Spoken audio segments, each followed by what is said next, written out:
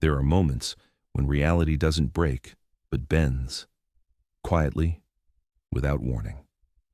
A person goes to sleep, as themselves, and wakes up, slightly different, not in appearance, not in memory, but in something deeper, something harder to define. Their voice, their thoughts, their identity. This is not a story about the supernatural. It's something far more unsettling than that, because it's real. Or at least, close enough to real to make you question everything you think you understand about the human mind. In the early 2010s, a teenage girl in Croatia fell into a coma. There was nothing unusual about her life before that. She went to school. She had friends.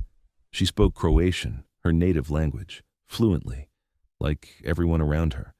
And like many students, she had been learning a second language, German, but only at a basic level. Enough to pass exams, not enough to live in it, not enough to think in it, not enough to become it. Then she woke up, and everything changed. When she opened her eyes, doctors and family leaned in, waiting, relieved, expecting confusion, disorientation, maybe silence. Instead, she spoke. Clear, calm, structured, but not in Croatian, in German. At first, they thought it was temporary confusion, a side effect of the coma. But when they spoke to her, she didn't understand them, not in Croatian, only in German. Imagine that moment. You speak to someone you love, and they respond, in a language you weren't expecting, not just a word, not a phrase, but everything, every thought, every reaction, locked inside a different system of meaning. Her parents tried again, slower, simpler, nothing. But when a German-speaking doctor was brought in, she responded instantly, naturally, as if nothing was wrong.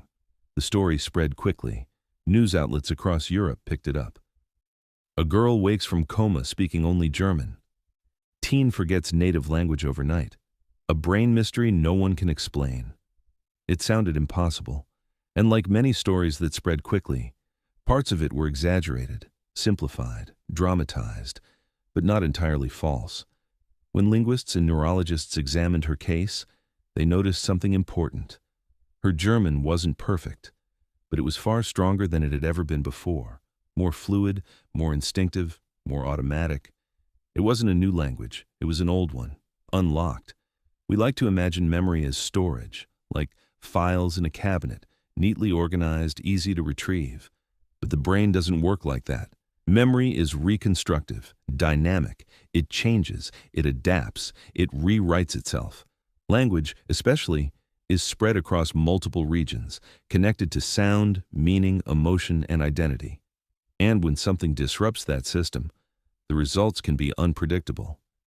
In this case, the brain didn't lose language. It reprioritized it. Croatian was still there, but it was harder to access. German was easier, faster, closer to the surface. Why? That's where things become uncertain. There is a concept in psychology called cryptomnesia.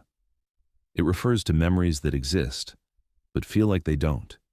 You've learned something, heard something, absorbed something, but you don't consciously remember it until it comes back. And when it does, it feels foreign, like it doesn't belong to you. After a coma, the brain doesn't simply restart, it recovers piece by piece. Connections are rebuilt, pathways are reactivated, but not always in the same way. Sometimes, less used pathways become dominant. Sometimes, the usual routes are blocked, and the brain finds another way. There is a rare condition known as foreign accent syndrome. People with this condition don't switch languages, but they sound like they have. Their speech patterns change, their rhythm shifts, their pronunciation transforms. To others, it feels like they've become someone else. But in reality, their brain has simply reorganized how speech is produced. The Croatian case went further.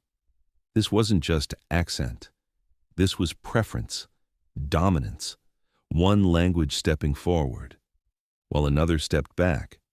And that raises a deeper question.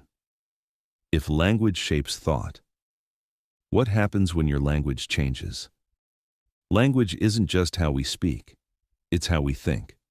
Different languages structure ideas differently. Time, emotion, identity, all filtered through words.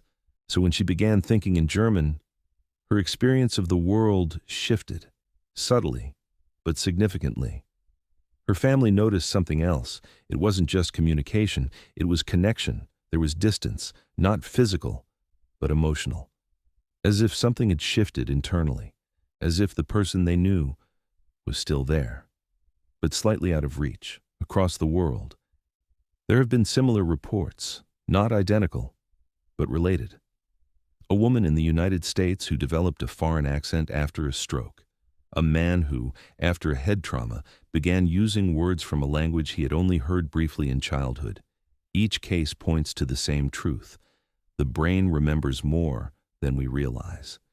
Stories like this disturb us because they challenge something fundamental, the idea that we are stable, consistent, predictable. But the brain isn't fixed, it's fluid. And under the right conditions, it can change quickly. Over time, her native language began to return, not all at once, gradually, a word, a phrase, a sentence, like relearning something that was never truly lost. German began to fade, not disappear, just recede. Eventually, balance returned. She could speak Croatian again, fluently, naturally, and German went back to being what it once was, a second language, nothing more. But when asked about that time, there was a gap. She didn't fully remember it, not clearly, not completely. It felt distant, unreal, like something that happened to someone else. This wasn't a miracle. It wasn't supernatural. It was neurological, psychological, human, and that might be the most unsettling explanation of all. Because it means this isn't impossible, just rare. Somewhere in your mind, right now, there are things you've learned that you don't remember learning. Words, sounds, patterns, fragments of other systems of thought, hidden, silent, waiting, and under the right conditions. They could return, not as memories, but as something else, something unfamiliar, something that feels like it doesn't belong to you. And if that happens, you may not lose your voice. You may just lose which one is yours.